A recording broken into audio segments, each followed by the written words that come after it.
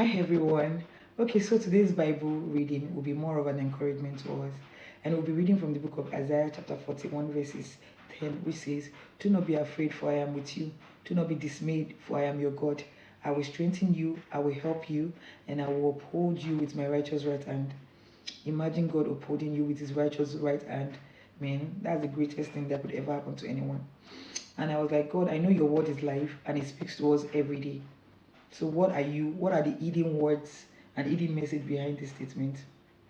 So the Holy Spirit helped me discern the following thing. And God said I should start by introducing him to you. And I was like, God, I cannot describe you in words because you are so great and you are so powerful. 1 year is not enough to describe how powerful and how great God is. But I know that we've all heard stories, we've all heard testimonies, and we know the story of people that walk with God. He's able to do exceedingly abundantly more than we can ever imagine or think of or imagine. God has been the only one able to bring solutions to problems that no man has been able to solve. So if there's any great person that you know that this person is the greatest of all time, now imagine someone greater than that person, which is God. So God says that you should come into that realization, and then God says that I should ask that, do you really trust him? Do you really believe in him? I know that yes, we all get caught up in our, oh God, I love you so much, I trust you, I will stay with you through the ends of time, I'll serve you to the very end. And then something little happen, and then we are shaking and we start acting as if there is no God in our life, and then we start acting as if God has never done anything for us. So what I would say is this: if you know you don't trust God, you don't need to be ashamed. Tell God, I've been in that situation before. I told him that, see, God, it's not like I don't know that you're powerful, but the trust never reached that place. And God took me through a journey. He helped me. Like, it is only God that can help you to trust him through a lot of things. You have personal encounter with him, and then you trust him to the extent that nothing can actually change that trust that you have for him. So, do you believe in God? You need to answer those questions sincerely.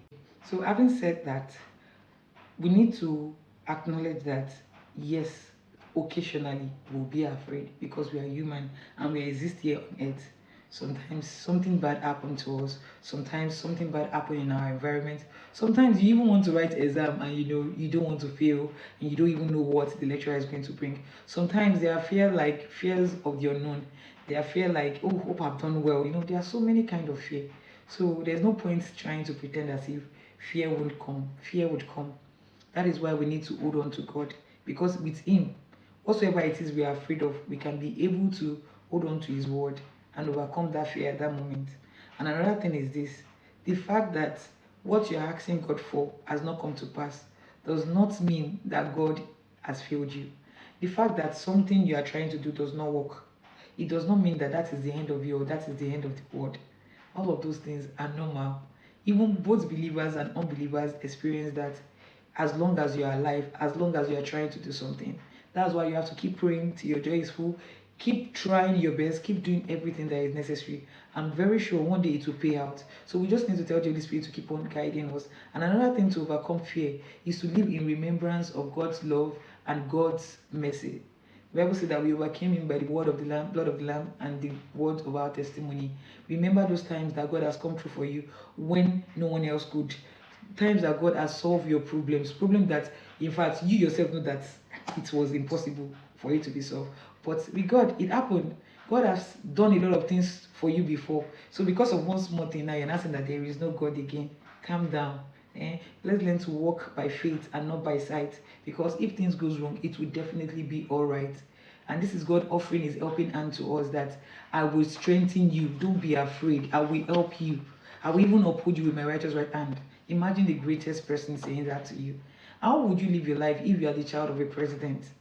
You need to come to, like, you need to be very realistic with yourself, and there's no point pretending to be who you are not. Another thing is this: the joy of the Lord is our strength. The joy of the Lord is actually not really dependent on physical things alone. They are joy from within. There's this song, I still got joy in chaos, I got peace that make no sense. God will definitely come through. In summary, I would like to remind us that fear is the opposite of faith. That is, when there is no faith, fear comes in. So one thing I would just want to encourage us is that we should be careful of what we allow into our heart. When you start getting overwhelmed with your fear, that means the devil is at work. And as children of God, you must learn to shun the devil. You must learn to tell him to keep quiet. Shun the devil. The Bible says we should guard our heart with all diligence. Like everything you can do to protect yourself, do it. So if you have to shun the devil, if you have to speak out word of faith to shun this fear, do it.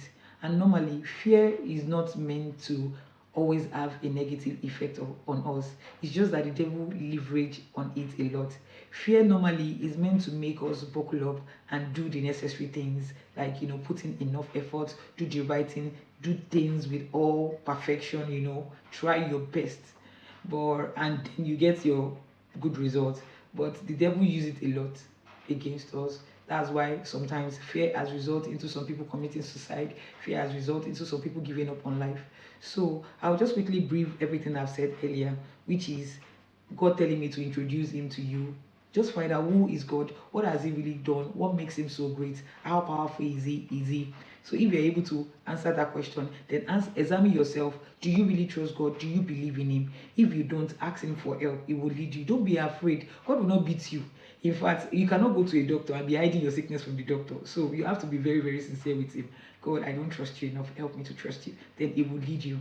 And another thing is we should learn to live in remembrance of God's mercies and goodness and his love. Yes, remember everything God has done for you in the past. Remember how he has saved you. Remember how he has solved a very difficult problem for you, even when nobody could do that. So live in remembrance of God's love. Another thing is learn to walk by faith and not by sight, not by what you see going on around, but by what you believe in.